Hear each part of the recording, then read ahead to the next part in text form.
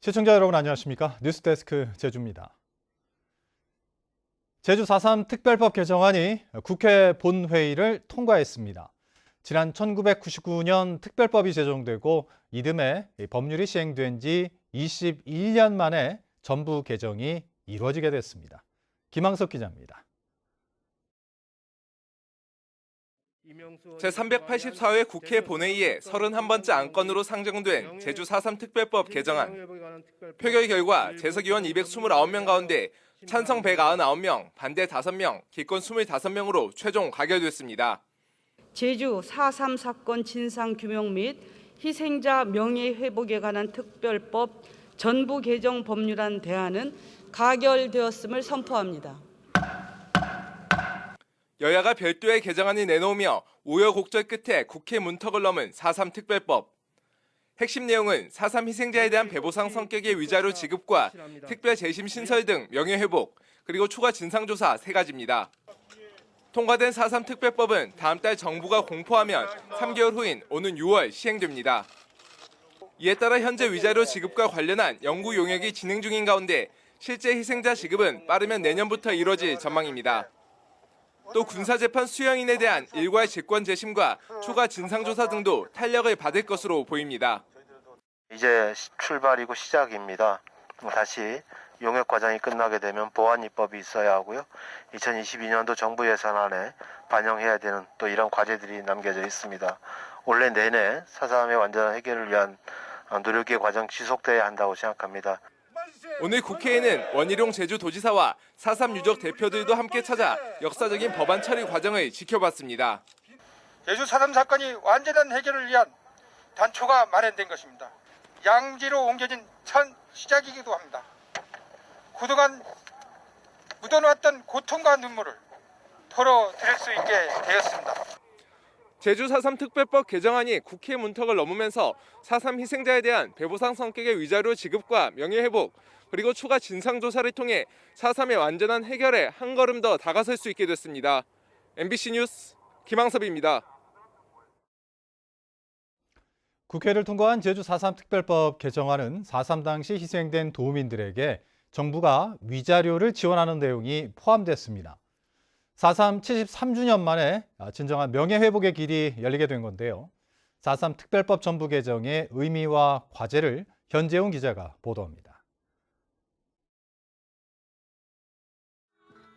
문재인 대통령은 4.3 희생자에 대한 배보상과 군사재판 무효화 등 특별법 개정을 통해 제주 4.3의 완전한 해결을 강조해왔습니다. 정부의 의료지원금과 생활지원금을 지급받는 것에 머물고 있을 뿐 법에 의한 배보상은 여전히 이루어지지 않고 있습니다. 더딘 발걸음에 대통령으로서 참으로 마음이 무겁습니다.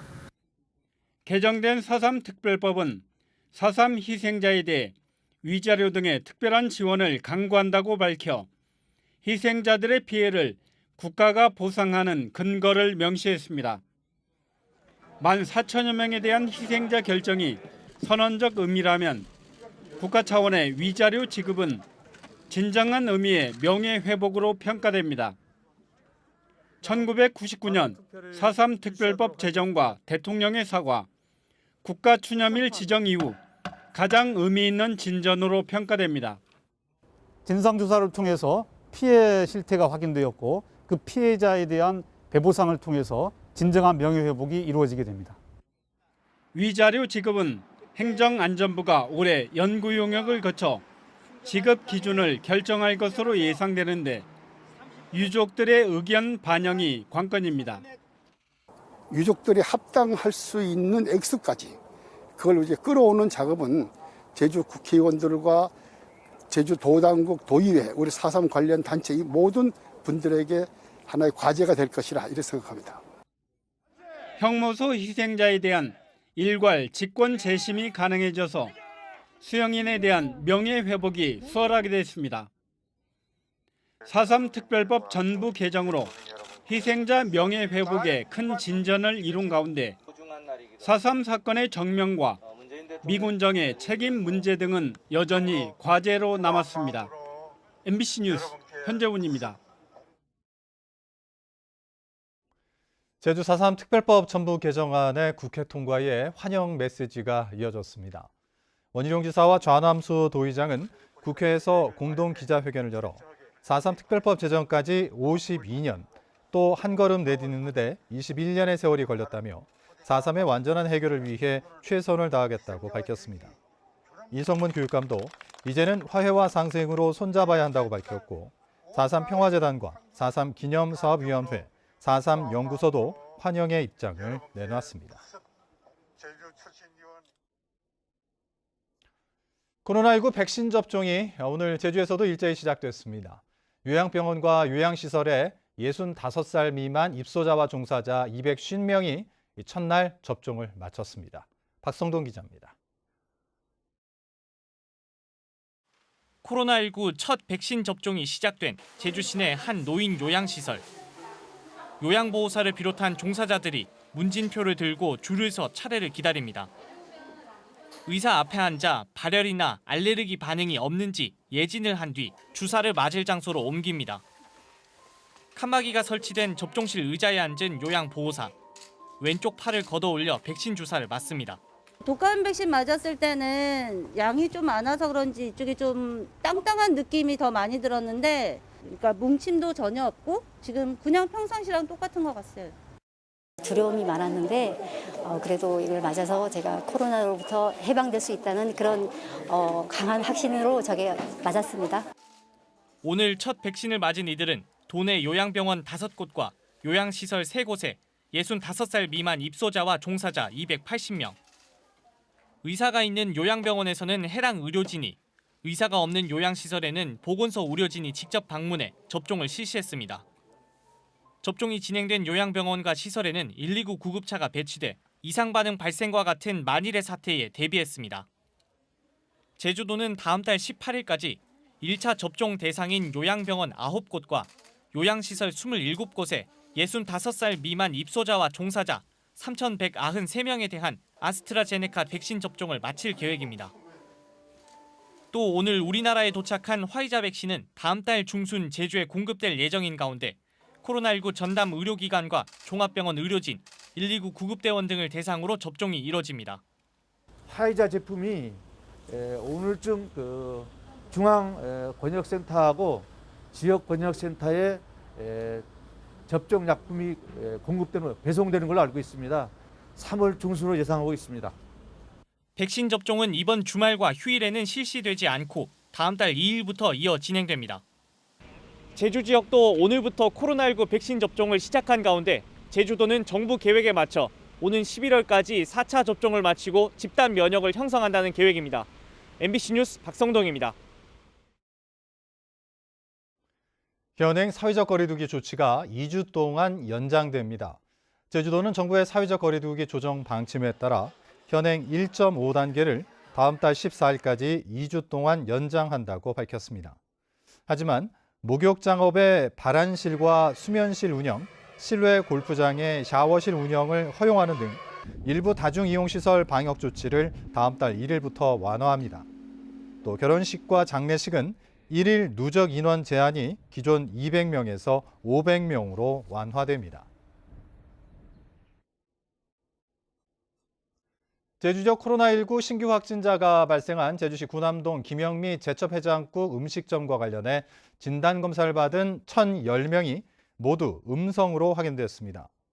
오늘 오후 5시 기준으로 추가 확진자가 나오지 않아 누적 확진자는 568명을 유지하고 있습니다.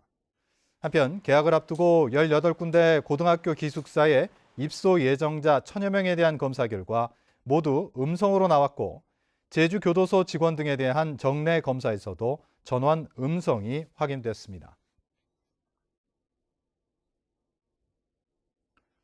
서귀포 강정정수장 급수 지역의 한 가정집 수돗물에서 또 유충이 발견돼 제주도 상하수도본부가 정밀조사에 착수했습니다.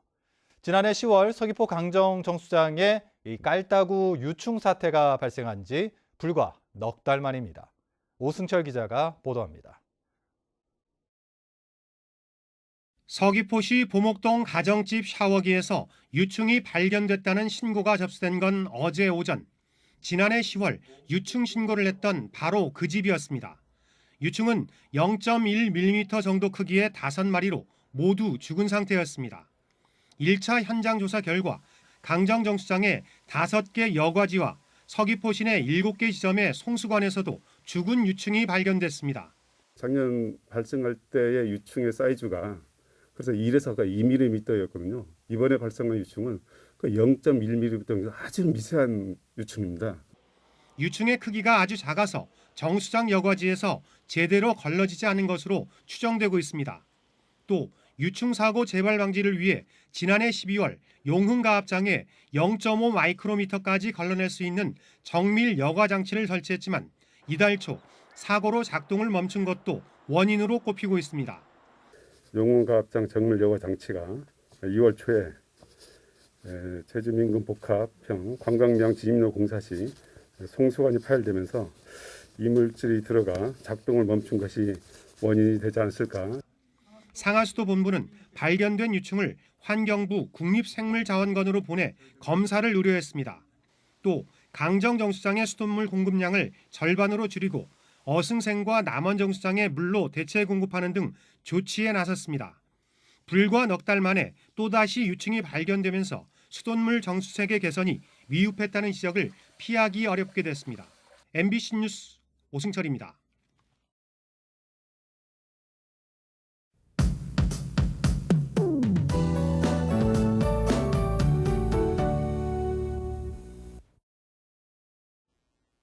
종일 바람이 세차게 불고 있습니다. 강풍 피해 없도록 대비를 잘 하셔야겠는데요. 현재 제주도 전 지역에 강풍주의보가, 제주도 전 해상에는 풍랑경보가 발효 중입니다. 일요일까지 초속 18m 이상의 매우 강한 바람이 불겠고요. 내일 새벽까지는 최대 순간풍속 초속 25m 이상으로 돌풍이 부는 곳도 있겠습니다. 주말 사이 강풍으로 인한 항공기와 여객선 운항에도 차질이 예상되는데요. 이용객들은 사전에 운항 정보를 꼼꼼히 확인하시기 바랍니다. 현재 동풍이 강하게 불고 있습니다. 내일 새벽까지 지형적인 영향으로 산지에는 비나 눈이 예상되고요. 중산간 지역에도 빗방울이 떨어지는 곳이 있겠습니다. 일요일은 대체로 흐리겠고 한낮 기온 18도까지 오르겠지만 바람이 강해서 체감 온도는 떨어지겠습니다. 이어서 자세한 지역별 내일 날씨입니다. 토요일 아침 기온 북부와 남부는 10도, 동부는 11도, 서부는 9도로 시작하겠습니다. 낮 최고 기온은 북부와 동부는 13도, 서부와 남부는 14도가 예상됩니다. 현재 전 해상에 풍랑경보가 발효 중입니다. 제주도 남쪽 먼바다는 내일 오전까지 물결이 최고 7m로 매우 거세게 일겠고요. 그 밖의 해상에서도 6m까지 물결이 매우 높겠습니다. 제주도 남쪽 먼바다의 풍랑특보는 다음 달 3일까지 지속될 것으로 예상됩니다. 주간 날씨입니다. 3일절인 다음 주 월요일에도 비가 한 차례 더 오겠고요. 다음 주 후반에도 비 날씨가 예상됩니다. 날씨였습니다. 제주 지역 각급 학교의 입학식과 등교 수업이 다음 달 2일 정상적으로 이뤄집니다. 제주도교육청은 다음 달 2일 도내 191개 초중고교에서 입학과 개학식을 열고 1학기 수업을 시작하는 가운데 교실과 체육관, 실습실 등에 대한 막바지 방역 소독과 물품 점검을 실시하고 있습니다. 123개 유치원과 155개 초중고교는 전체 학생이 등교 수업을 실시하고 학생 수가 많은 과대학교 등 나머지 36개 학교는 전체 학생의 3분의 2만 등교 수업을 진행합니다. 제주 MBC가 보도한 드림타워 카지노 이전 도민 의견조사 부실 의혹과 관련해 제주 참여환경연대가 드림타워 운영업체인 롯데관광개발 대표와 LT카지노 관계자 2명을 공무집행방해 혐의로 경찰에 고발했습니다. 제주 참여환경연대는 롯데관광개발이 지난해 8월 열린 카지노 산업 영향평가를 앞두고 카지노의 우호적인 설문 참여자를 조직적으로 모아 도민 의견을 왜곡했다며 조사의 절차적 정당성을 무너뜨렸다고 주장했습니다. 제주 지역 18개 시민사회단체로 구성된 제주 독립운동가 서운추천위원회는 오늘 정부 제주지방합동청사 앞에서 기자회견을 열고 민족종교 독립운동에 대한 보훈심사를 긍정적으로 검토하라고 촉구했습니다. 이들은 대종교와 증산도 등 민족종교를 사이비 종교로 지부해 탄압한 일제 만행이 아직도 변형된 채 존재하고 있다며 앞으로 제주적 민족 종교 독립운동가들에 대한 보훈 심사가 공정하게 이루어지기를 바란다고 밝혔습니다. 음주 교통사고가 잇따랐습니다. 오늘 새벽 2시쯤 제주시 이도이동 고산동산에서 20대 여성 A씨가 몰던 승용차가 도로 연석에 부딪혀 뒤집히면서 A씨가 손과 팔 등에 찰과상을 입었습니다. 또 새벽 0시 반쯤에는 제주시 노영동 월산 사거리에서 30대 남성 B씨가 운전하던 차량이 마주오던 차량과 부딪혀 B씨 등 3명이 다쳤습니다. 경찰 조사 결과 운전자 A씨와 B씨 모두 면허 취소에 해당하는 음주 상태로 운전한 것으로 파악됐습니다. 제주 동부경찰서는 지난 19일 제주시 조천읍 번영로 와흘 사거리에서 앞서가던 오토바이 운전자를 수차례 때린 뒤 달아난 40대 남성을 폭행 혐의로 구속했습니다. 경찰은 피해자가 타고 있던 소형 오토바이가 도로교통법상 자동차가 아닌 원동기 장치 자전거로 분류돼 특가법상 운전자 폭행 혐의를 적용하지 않았다고 밝혔습니다. 대법원 3부는 성폭력 범죄 처벌 등에 관한 특례법상 장애인 강간 혐의를 무죄로 판단한 A씨 사건에 대해 원심을 파기하고 광주고등법원 제주부로 돌려보냈습니다. A씨는 지난 2013년 10월부터 석 달 동안 이웃에 살던 지체 시각장애 여성을 강제로 추행하고 성폭행한 혐의로 기소됐는데 1심과 2심 재판부는 피해 여성의 지능이 보통 수준인 점 등을 감안해 장애인 성폭행 혐의에 대해 무죄를 선고했습니다. 하지만 대법원은 장애와 관련한 피해자의 상태는 개인별로 차이가 있다며 비장애인의 시각과 기준에서 신체 장애를 쉽게 판단해서는 안 된다고 밝혔습니다. 제주 맥주가 수제 맥주 업계 최초로 코스닥에 상장됩니다. 한국거래소는 제주 맥주의 상장 예비 심사를 승인했다고 공시했습니다. 제주 맥주는 상장 예정 주식 5,599만 주 가운데 15%인 836만 주를 공모해서 생산과 연구 개발 시설에 투자할 계획입니다. 지난 2017년에 설립된 제주 맥주는 지난해 320억 원의 매출을 기록했습니다. 제주 지역 아파트값이 오름세를 이어가고 있습니다. 한국부동산원이 발표한 지난 22일 기준 아파트 가격 동향에 따르면 제주 지역 아파트 매매 가격은 일주일 전보다 0.23% 올랐고 전세 가격도 0.28% 상승했습니다. 이상으로 뉴스데스크 제주를 마칩니다. 시청해주신 여러분 고맙습니다.